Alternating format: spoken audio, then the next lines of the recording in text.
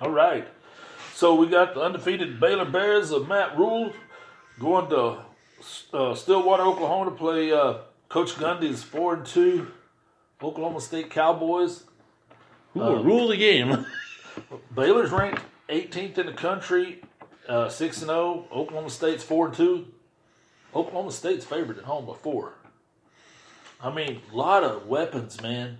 You know, Spencer Sanders, just a great quarterback for Oklahoma State. You know, the young freshman is really good.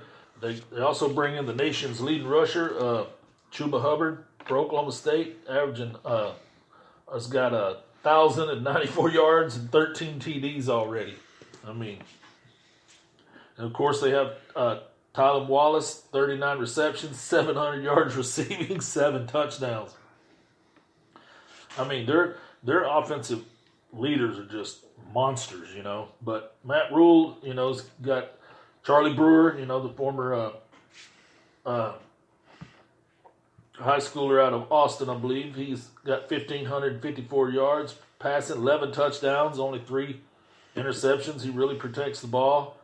Lovett's got 389 yards, 3 TDs, and Mims has 500 yards receiving, 5 touchdowns for Baylor. But this one is should be high scoring. Baylor averages 37 points a game. Oklahoma State averages 39.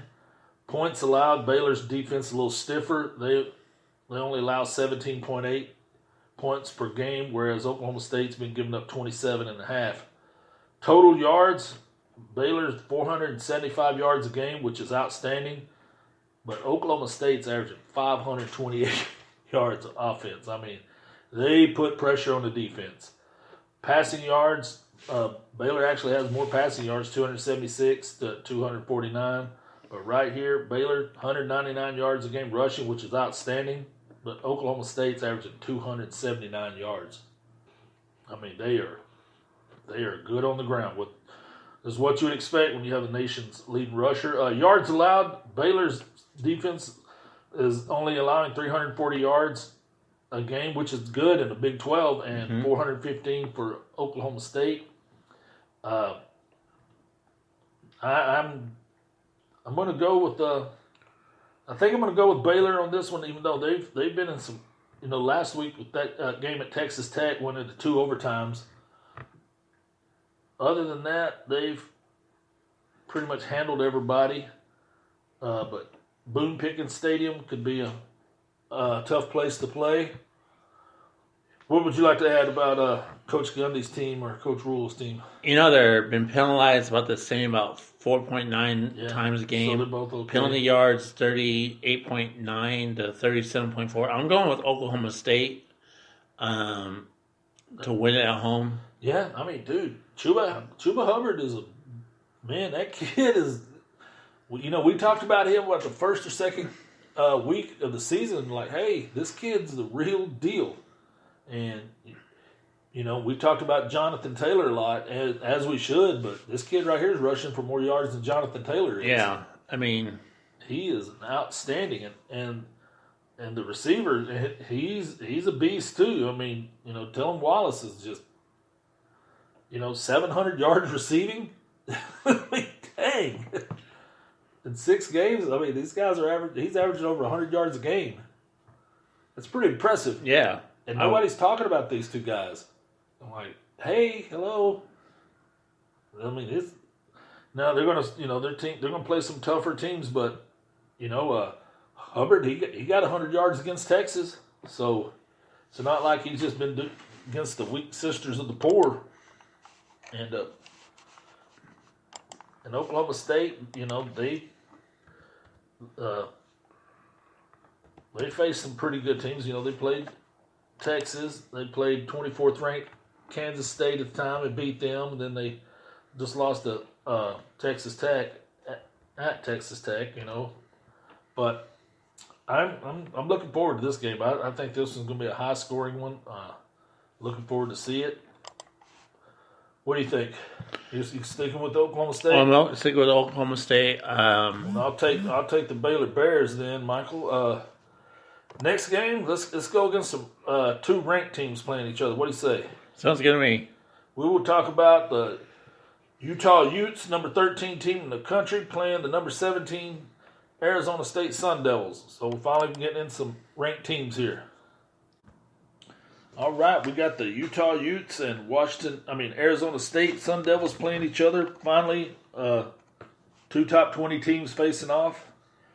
This one I think is going to come down to how well the Arizona State freshman quarterback and the two freshman offensive linemen hold up against Utah's defense, man, because they're going to blitz the crap out of you. And, like I said, the freshman Huntley, he's already got 1,393 yards, 9 TDs, no turnovers. Quarterback for Arizona State, he's got 1,610 yards, 8 TDs, 1 pick. Benjamin's the leading rusher for Arizona State, 529 yards, 7 touchdowns. Moss is the leading rusher for Utah with 514 yards, 6 TDs, and man, this one's going to be fun because Utah, not only are they stout defensively, as well as Arizona State stout. I mean, Arizona State averaging 25 points a game, but they're only giving up 17. Utah's averaging 38 points a game. They're only giving up 13 points a game. So this one, yards, Arizona State's averaging about 402 yards. Utah's averaging 467. Yards allowed, Arizona State's giving up 354 yards. Utah's only giving up 271 yards. But here's the two stats that just jump out on you. Arizona State is only giving up 91 yards rushing. Wow. Okay, not to be outdone, Utah is only giving up 52 yards. Game rushing. Like, dadgum, dude. That is phenomenal. Utah's, they've been playing tough. Their only blemish is against USC. Arizona State's only blemish, I guess, they got beat by California. But yeah, this one looks like it's going to be a fun one. And it's funny, we're sitting here talking about the run defenses of two Pac-12 teams. We're not talking about SEC, West or East. We're talking about Pac-12, the passing conference. Oh, they don't play any defense out there. Well, Arizona State and Utah do, because you can't run the ball on them. I mean, I'm looking at the penalties, and they're dead even 4.8, and penalty yards dead even 37.2. I mean, it's a dead even game. I'm going for the Utes to win. You think so? Yeah. But Coach Herm Edwards has Arizona State playing good, but I just think Utah's better on the defense, and I'm sticking with them. And both of these teams with one loss this time of year, no one saw this coming. So, yep, I'm going with the Utah Utes myself. I didn't even look. Who's favored in this one?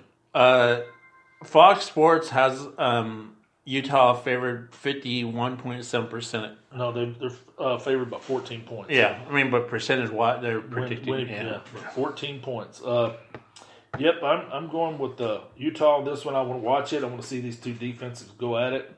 It's 5 o'clock kickoff, so not one of those 11 o'clock at night ones, so one we'll be able to watch.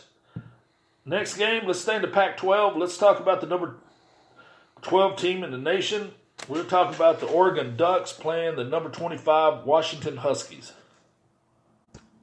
Alrighty, so we got Oregon traveling to Washington.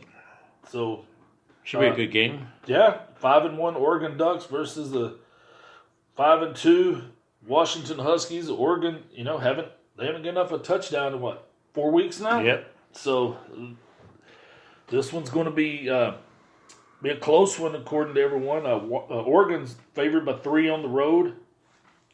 So let's take a look, see what we got here in some of the numbers. Numbers don't lie. Yeah. Washington's quarterback, Eason, he's got 1,692 yards, 13 TDs, and only 3 picks. And then, Herbert, who's a lot of people thinks maybe the first quarterback taking the draft, he's got 1,600 yards, 17 touchdowns, and only 1 pick. I mean, he has been very careful with the ball. Oregon's leading rusher continues to be Verdell, 448 yards, 2 TDs. Ahmed for Washington, had an explosive game last week. He's got 522 yards, 6 touchdowns. Breland's still tearing it up for Oregon. The leading receiver, 400 yards, 6 TDs. And then Fuller has 558 yards and 5 TDs for Washington. Both of them are about dead even, Michael, on their points per game. They're about 36 points each. The defense, Oregon, here again, we're talking about Pac-12 defense, how stout it is. Oregon's only averaging 8 points a game allowed. That is fantastic. Washington's not too bad either at 19.6, considering some of the offenses they faced. Total yards, Oregon's averaging about 461 yards. Washington's averaging 423. Both of them are just pretty much dead even. 284 yards passing for Oregon, 244 for Washington. Rushing, Oregon, 176. Rushing for Washington, 178. Defense, there's a difference here as the Ducks are only giving up 267 yards a game, whereas Washington's giving up 363. So Washington's giving up about 100 yards more. Right. Just Oregon's tough to rush on. They're only allowing about 107 yards, and the passing yards are only 160. And I'm sitting here looking at who Oregon's played. These teams. Cal was they were ranked or right there, close to being ranked when they got beat 17-7. They beat Stanford. They beat Colorado handily. So. Yeah, kudos to these boys.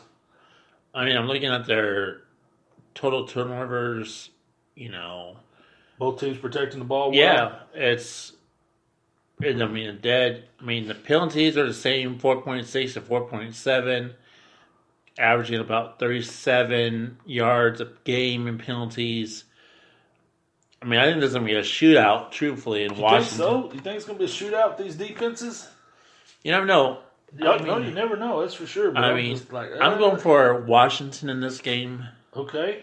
Home field advantage, and it's going to be interesting. Okay. I think I'll take Oregon and Mr. Herbert. Easton's not a slouch. He's no slouch quarterback, but like I said, you're talking about one of the top 2 or 3 quarterbacks in the draft this year, perhaps, for Herbert, and if he's going to go that high, he's going to have to prove himself on hostile environments, and Washington is definitely a hostile place to play. I look forward to seeing it. Just seeing these defenses, man. Like the last 2 Pac-12 teams or games we've talked about how tough their defenses were. That's just something we haven't mentioned in years past, but. They've discovered a way to slow down some of these air raid offenses, and it's a copycat league, so people's going to be copying that. Yep.